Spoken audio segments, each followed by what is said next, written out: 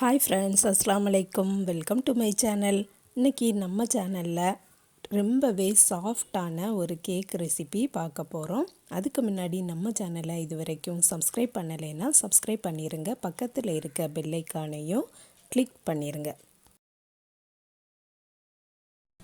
First ஒரு பவுலில் 2 முட்டை சேர்த்துருக்கேன். அரை கப்பு பொடிக்காத சீனி சேர்த்துருக்கேன்.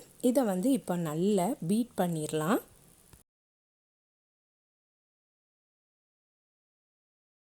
இதே போல் வெள்ளையாக வர்றது வரை பீட் பண்ணிடணும்.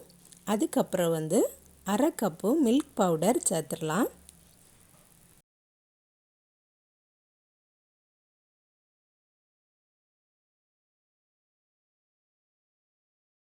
மில்க் பவுடர் சேர்த்துருக்கிறதுனால கட்டி இல்லாமல் மிக்ஸ் பண்ணி எடுத்துக்கலாம். நெக்ஸ்ட் 1/4 கப்பு சன்ஃப்ளவர் ஆயில் சேர்த்துடலாம். வெனிலா எசன்ஸும் சேர்த்துட்டு மறுபடியும் பீட் பண்ணி எடுத்துடலாம். ஆயில் நல்லா மிக்ஸ் ஆகணும்.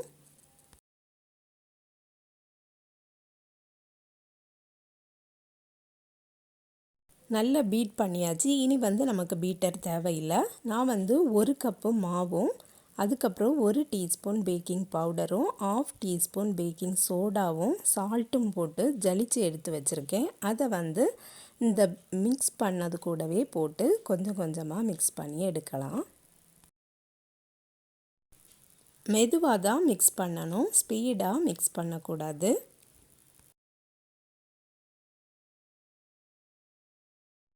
நான் இதில் லிக்யூடாக எதுவுமே ஊற்றலை. உங்களுக்கு நல்ல கட்டியாக இருந்து அப்படின்னா ஒரு 1/4 கப்பு தண்ணி, கொதிக்க வச்ச தண்ணி ஊற்றிக்கலாம். இல்லைன்னா 1/4 கப்பு ஆறின பால் கூட ஊற்றிக்கலாம்.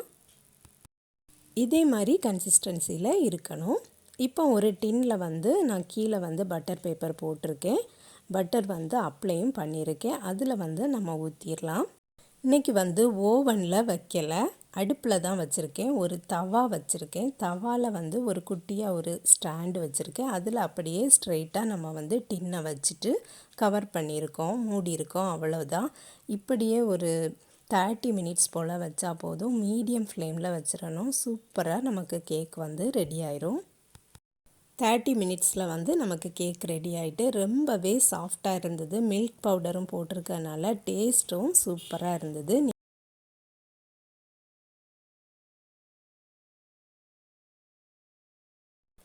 அப்படியே ஆற விட்டுட்டு ஆறுனதுக்கு அப்புறமா அன்மோல்டு பண்ணிடலாம். சூப்பராக நமக்கு பட்டர் பேப்பரும் போட்டிருக்கிறதுனால அது அழகாட்டு வந்துடும்.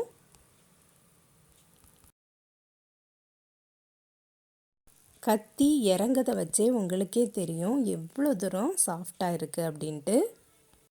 நிறைய வீட்டில் ஓவன் இருக்காது. அவங்களுக்கெலாம் கேக் வைக்கணுன்னு ரொம்ப ஆசையாட்டு இருக்கும். அவங்களுக்கு இந்த மெத்தட் ரொம்பவே ஈஸியாக இருக்கும். நீங்களும் ட்ரை பண்ணி பாருங்கள் ஃப்ரெண்ட்ஸ். இந்த வீடியோ பிடிச்சிருந்தனா லைக் பண்ணுங்கள், ஷேர் பண்ணுங்கள்.